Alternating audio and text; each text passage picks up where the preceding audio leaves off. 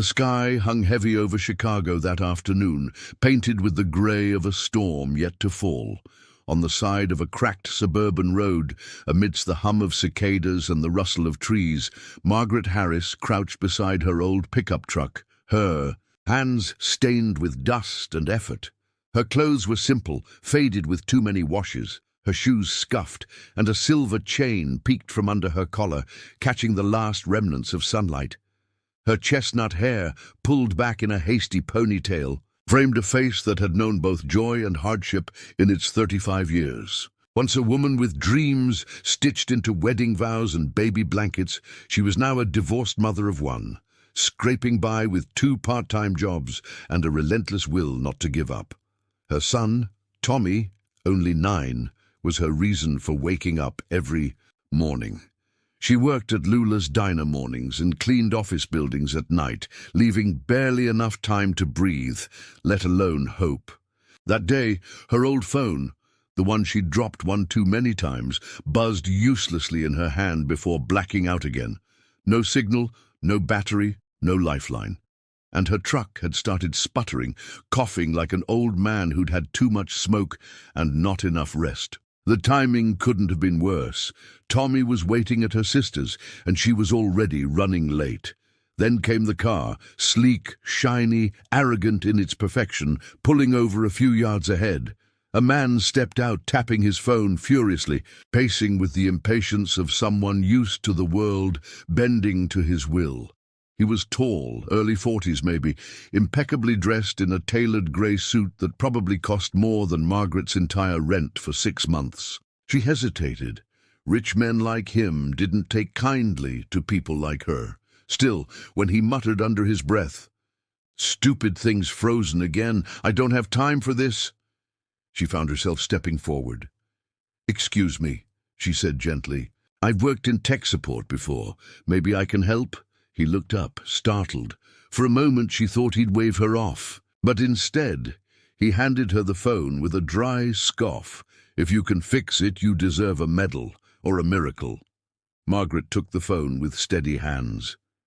"Sometimes they just need to be reminded who's boss," she smiled softly, pressing the power and volume buttons in a practiced sequence. She spoke to the device like an old friend, coaxing it back to life. He watched her, arms crossed.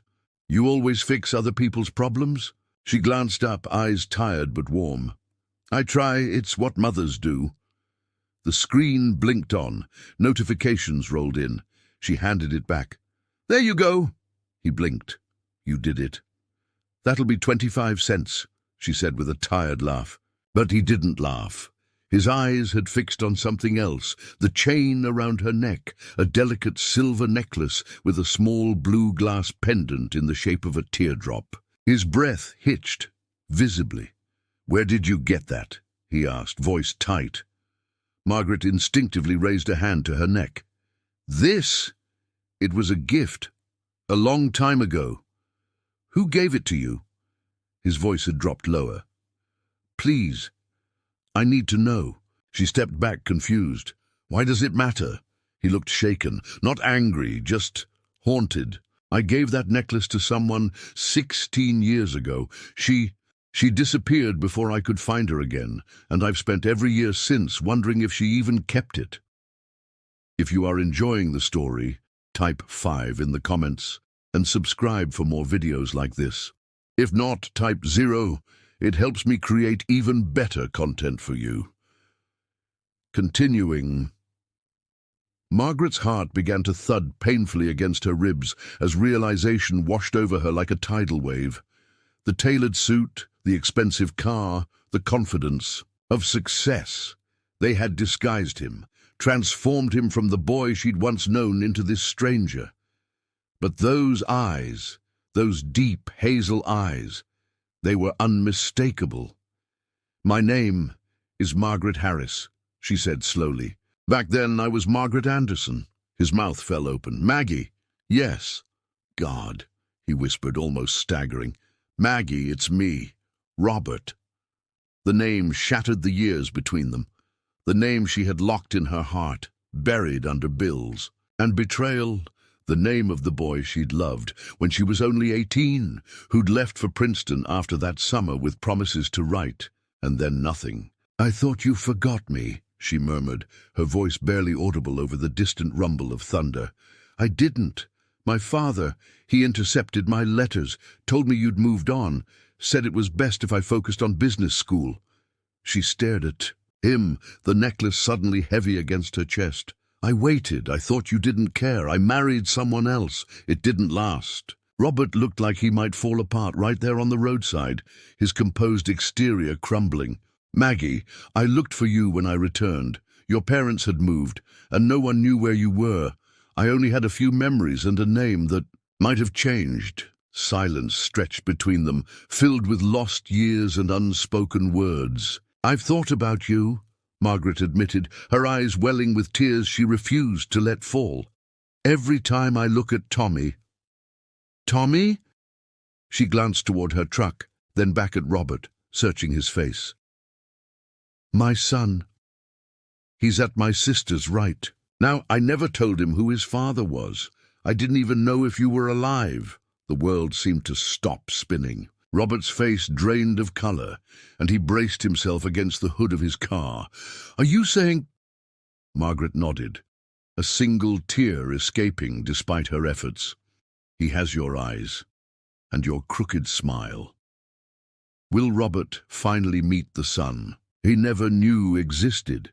What will happen when these two worlds collide, one built on struggle and sacrifice, the other on ambition and success? And can a love interrupted by 16 years of silence and misunderstanding ever find its way back? Robert's legs gave out and he sat on the roadside. "Maggie, I've built an empire. I've had every luxury money can offer. But I never stopped thinking about you, about that summer, about the blue necklace I gave you the night we said goodbye." Tears traced the dust on her cheeks. "You were the only man who ever made me feel seen, and then you were gone." Margaret's phone chimed back to life in her pocket. Her sister, wondering when she'd arrive. The real world intruding on this impossible moment. Robert stood, slowly, and held out his hand. "Let me drive you, please. I don't want to lose you again." The drive to her sister's modest apartment was silent, loaded with questions neither knew how to ask. Robert kept glancing at her as if afraid she might disappear if he looked away for too long. When they pulled up, Margaret hesitated. "He doesn't know about you," she said quietly.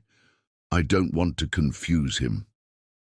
Robert nodded, understanding.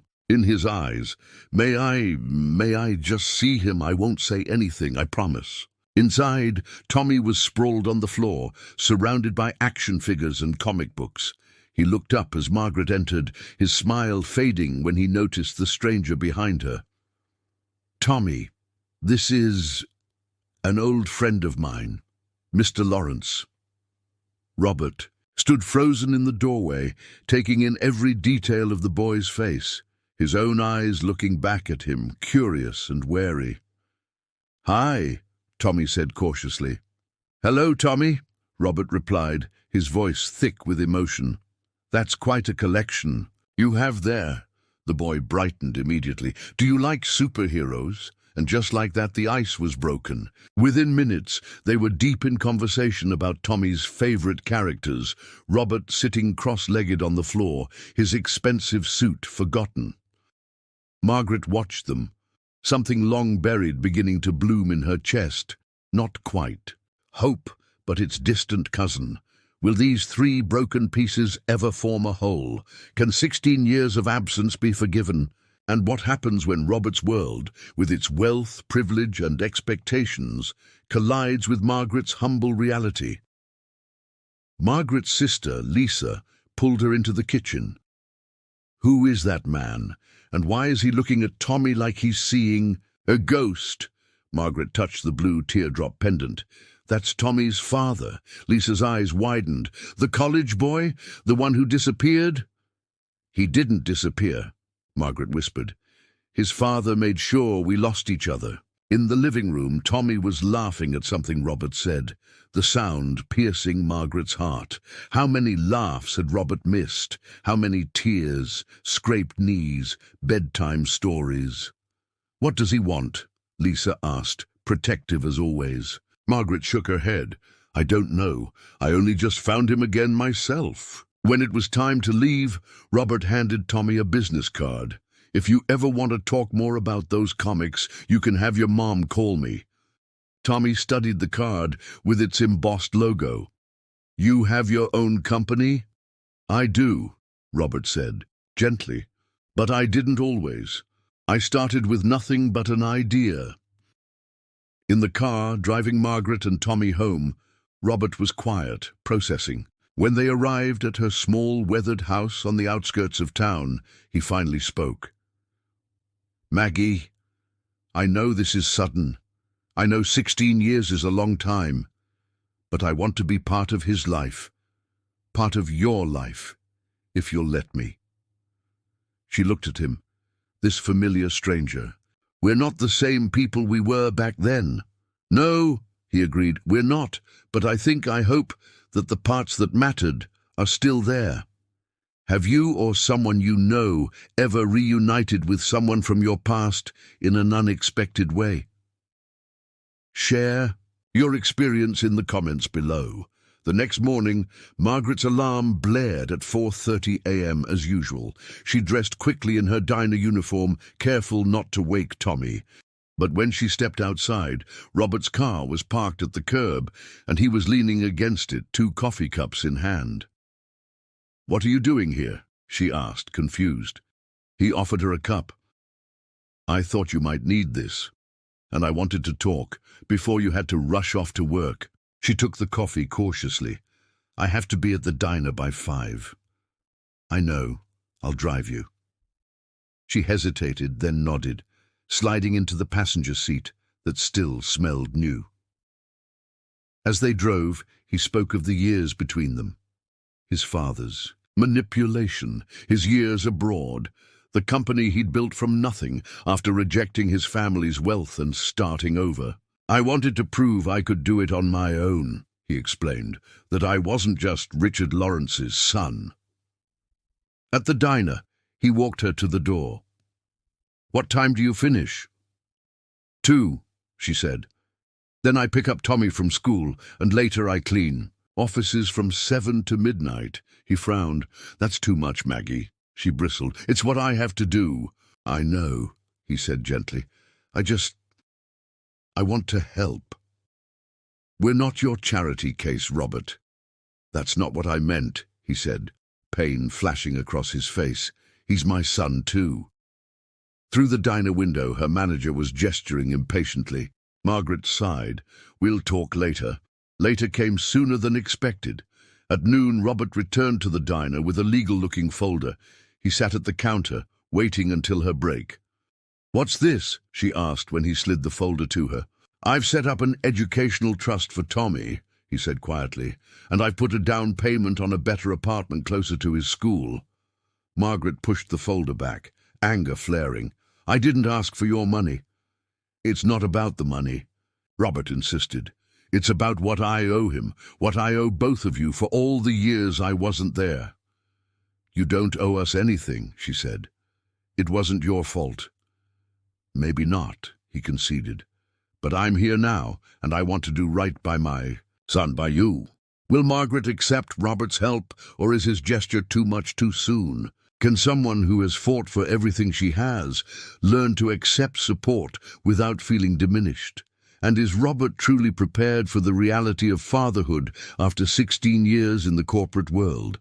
That evening, Robert appeared at her house again, this time with pizza and a stack of board games. Tommy opened the door before Margaret could stop him, his face lighting up at the sight of Robert. "Mom, Mr. Lawrence is here." Margaret approached cautiously. "Robert, we didn't expect you." "I thought," he hesitated, "I thought maybe we could have dinner together, get to know each other a little better." Tommy was already reaching for the pizza. "Can he stay, Mom? Please?" She looked at her son's eager face, then at Robert's hopeful one. "All right," she relented. "But I have to leave for my night job at 7. Robert's smile faltered. "Actually, about that. I spoke to the management company you work for. I've hired them to clean my office building downtown. It's a bigger contract than they've ever had. They agreed to give you daytime hours as a supervisor with better pay." Margaret stared at him, speechless. "I didn't tell them about us," he added quickly. I wanted to help." She should have been angry, should have accused him of overstepping. But the thought of evenings with Tommy, of no more midnight shifts, of enough sleep for once. "Thank you," she whispered, her pride momentarily set aside. The evening passed in a blur of laughter and board games. Tommy destroyed them both. At Monopoly, crowing with delight when Robert landed on his hotel-laden boardwalk. Margaret watched them, something loosening in her chest, the tight knot of responsibility she'd carried alone for so long. When Tommy finally went to bed, Robert helped her clear the dishes. "He's amazing, Maggie," he said softly. "You've done such a wonderful job with him." She smiled, her first genuine smile in his presence. "He is pretty great." "I've missed so much," Robert said, regret heavy in his voice. "First steps, first words. You're here now," she surprised herself by saying. "That's what matters." He turned to her, his eyes intense. Is it enough?" She didn't have an answer. Not yet. The days that followed settled into a strange new pattern. Robert would appear with breakfast before she left for work. He'd pick Tommy up from school some days, taking him for ice cream or to the museum. He never pushed, never demanded recognition as Tommy's father, content for now to be Mom's friend. But Margaret could see the questions forming in her son's mind, the way he studied Robert's face, noted the similarities they shared. One evening, as they walked through Grant Park, Tommy ran ahead to the playground, leaving Margaret and Robert alone on a bench. "He's going to figure it out soon," she said quietly. Robert nodded. "Should we tell him?" "I don't know," she admitted. I'm afraid he'll be angry with me for keeping you a secret, or angry with you for not being there." Robert took her hand cautiously. "Whatever happens, we'll face it together." She looked down at their joined hands, at how right it felt even after all these years. "You know, I tried to hate you," she confessed. "When your letters stopped coming, when I found out I was pregnant and couldn't reach you, I tried so hard to hate you." "Did it work?" he asked, his voice barely audible. She met his eyes. "Never. Not for a single day." What will happen when Tommy learns the truth? Is a family created by blood, by choice, or by love? And can, two people separated by years of misunderstanding rediscover what they once had? Or must they build something entirely new from the ruins of the past? The moment came sooner than either of them anticipated. While helping Tommy with homework, Robert absent-mindedly used a phrase, "Carry the one, buddy," just like we talked about, that Margaret's father had always used with her. Tommy's pencil froze mid-calculation. "That's what Mom says Grandpa used to say," he said slowly, looking between them. "But Grandpa died before I was born." Robert glanced at Margaret, panic in his eyes. "Tommy," she said gently, moving to sit beside her son, "remember how I told you your dad had to go away before you were born?" Tommy nodded, suddenly serious. "What I didn't know was that he tried to come back," she continued. "He tried to find us, but he couldn't." The boy's eyes widened as understanding dawned. He turned to Robert. "Are you my dad?" Robert's voice shook. "Yes, Tommy, I am." The silence that followed stretched for an eternity. Then Tommy stood, walked to his room, and closed the door. Margaret moved to follow, but Robert touched her arm. "Give him time," he said. "It's a lot to process." They waited, the ticking of the kitchen clock unnaturally loud. After 20 minutes, Tommy emerged, clutching something in his hand, a small, worn photograph Margaret had given him years ago. "Mum said this was you," he said, holding it out to Robert. It showed a much younger Robert, laughing on a beach, his arm around teenage Margaret. "That's me," Robert confirmed. Tommy studied him closely. "You look different now." "I'm older," Robert smiled sadly. "And I've missed you every day, even when I didn't know about you." Tommy considered this. "Does this mean I get to see you all the time now?" "If that's what you want," Robert said carefully, "and if your mom is okay with it." Tommy looked at Margaret. "Is it okay, Mom?" She nodded, tears threatening. "It's more than okay." Tommy's face broke into a grin, Robert's grin. "Cool. Can we tell my friends at school Jake's always bragging about his dad's boring insurance job, but my dad owns a whole company?" Robert laughed, relief flooding his features. But when he caught Margaret's eye, he saw her uncertainty. This was just the beginning.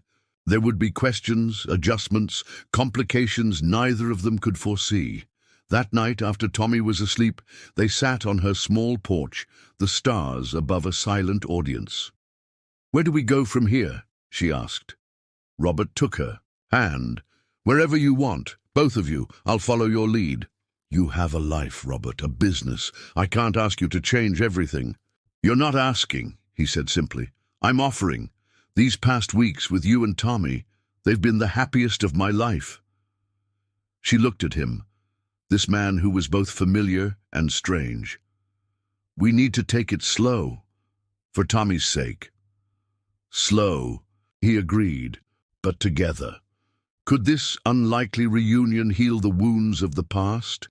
Is love enough to bridge 16 years of separate lives? And what happens when two worlds, so different yet connected by a child and a blue teardrop necklace, attempt to become one? 1 month later, Margaret stood in the empty apartment that had been her home for 3 years, the last box packed and sealed.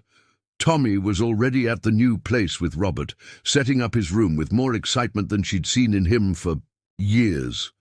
She touched the cracked wall where she'd marked Tommy's height on each birthday. So many memories here, some painful, some precious. She wasn't sure if she was ready to leave them behind. The sound of footsteps made her turn. Robert stood in the doorway watching her. "Having second thoughts?" he asked gently. She shook her head.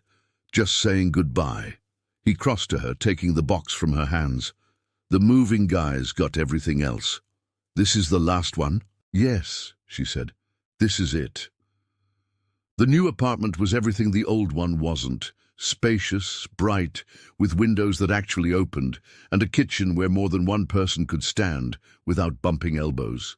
It was closer to Tommy's school, closer to her new office job at Robert's company, closer to everything except the past. As they unpacked, Tommy darted between rooms, showing Margaret all the features he'd already discovered. The closet big, enough to be a fort, the view of the city skyline, the park visible from his window. "And Dad says in the summer we can use the pool on the roof," he exclaimed, the word "Dad" now falling easily from his lips. Robert glanced at Margaret, checking her reaction. She smiled, her heart full despite her lingering fears. Seeing them together, her son and his father, was like watching a puzzle piece snap into place that she'd thought was lost forever. That night, after Tommy finally succumbed to sleep, Robert joined Margaret on the balcony. The city lights spread before them like fallen stars. "Thank you," he said simply. "For what?" "For letting me in, for giving me a chance to know him, to know you again." She turned to him, struck suddenly by how far they'd come in just a few short weeks. "I never stopped loving you," she admitted, "even when I thought I should." Robert reached for her, his fingers brushing the blue teardrop pendant that still hung around her neck. "And I never stopped looking for you, even when there was no trail left to follow. As his lips met hers, 16 years of separation melted away. The necklace, once a painful reminder of what she'd lost, now felt like a promise kept, a circle, finally completed.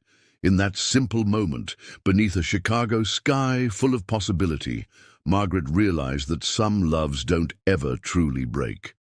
They just pause, waiting patiently for the right moment to continue their story. Because sometimes, when you help a stranger fix their phone on the side of a broken road, fate is busy fixing everything else that life once shattered. Congratulations. Type 9 in the comments so that I know you stayed until the end with me. Thank you for watching, and until tomorrow's story on this same channel.